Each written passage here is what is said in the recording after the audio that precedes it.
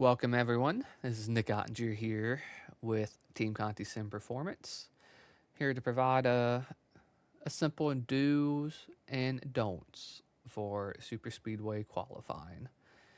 You know, for some processes, drivers like to have a 1 lap procedure or a 2 lap procedure. This week in Xfinity, it's optimal to do a 2 lap procedure because of how much it takes to build this car up with the momentum off of lap one. So with that said, you just don't have enough momentum built with having to take the access road off of 1 and 2, off of pit lane. So you really just want to maximize your speed that you can do for your second lap.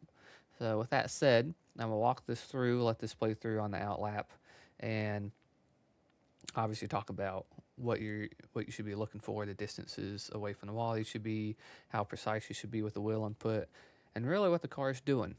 Um, Through the banking transitions, loading the car in the corner, and then when it unloads, going back to the straightaway. So with that said, I'm gonna let this play through. I'm not in a big hurry to get up to speed here because I know I'm doing 2 laps. So my mindset, just to be point blank with this, is how can I minimize some tire buildup? In other words, how can I minimize air pressure buildup through the lap so my second lap is optimal? And I'm just doing a slow out lap on pit road. You can see I'm just max throttle, but I'm actually short shifting just to make sure I'm keeping the line consistent. So if you guys love my rewinds, I'm gonna rewind this for about 10 seconds. And I'm if you just have a 1 lap or whatever that you guys like doing, it's going to be pretty important on qualifying to make sure we don't go above this seam. The closer we actually hug this, obviously, grass without clipping it, the better off we'll be. But if you're just hugging it for the duration of the corner, on your out lap here, getting off pit road, you're going to take some speed away because you have to shape too much wheel input near the exit of, obviously, the blue cone. So try not to just, if you're doing 1 lap, try not to just take too much speed off of pit road there. As you'll see, I don't go to this wall. I keep a certain distance away from it, and I'll show you guys in chase view as well how that looks like. But my method, I never cross this seam on entry or center if I'm doing a get up to speed lap or the first lap to where I'm actually going to start my money lap. So hypothetically, we started our money lap here. I want to just stay above that seam entry to center, and I might put the left sides below it. And 1 and 2 here, I'm actually going to do a regular line. Again, this is a 2 lap qualifying procedure I'm doing, but again, I'm minimizing the pressure buildup. So I don't want to take a longer distance than 1 and 2 just to, have an extra half a pound of buildup, by the time I end my lap.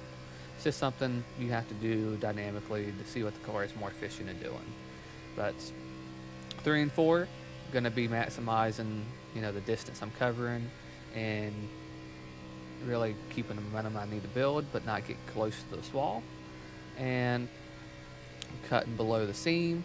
And it's really important to keep the car as straight as possible when you're unloading off these corners.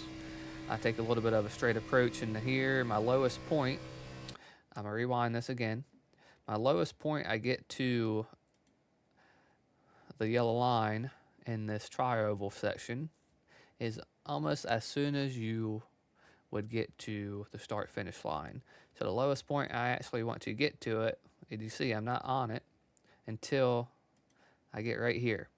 I don't want to actually have an issue to start my lap in clipping that apron, because if I clip that apron right now, my whole lap is shot. I'm not having the optimal lap time because I'm not carrying momentum that I was actually creating for the duration of the first lap.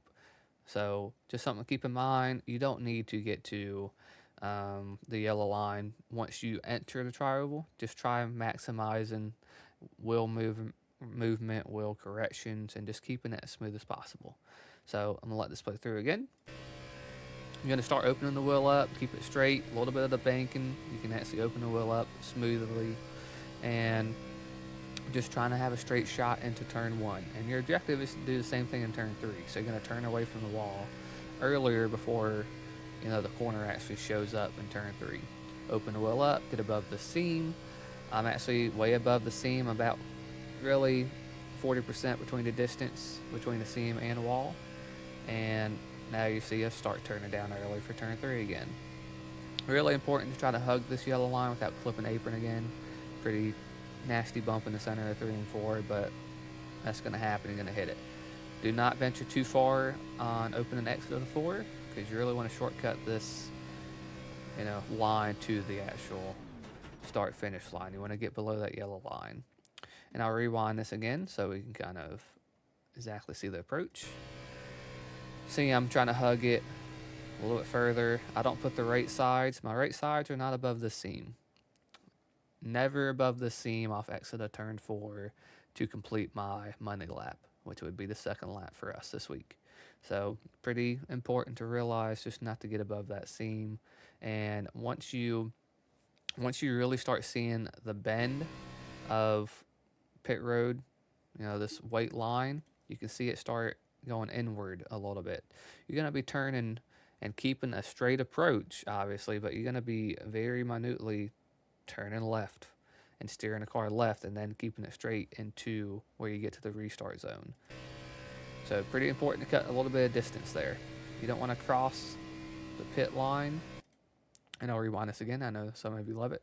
But you don't want to cross this line too early, because if you do it too early, you're actually changing and getting the left edge of the splitter. You're hitting it a little earlier. And then you have to use too much shaping of wheel to the left in this restart zone.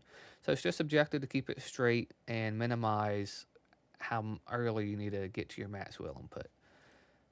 And we'll keep it at slow distance. You can see now, once I get to the end of the Geico restart zone here, is when I actually get to my max wheel input to keep it turning.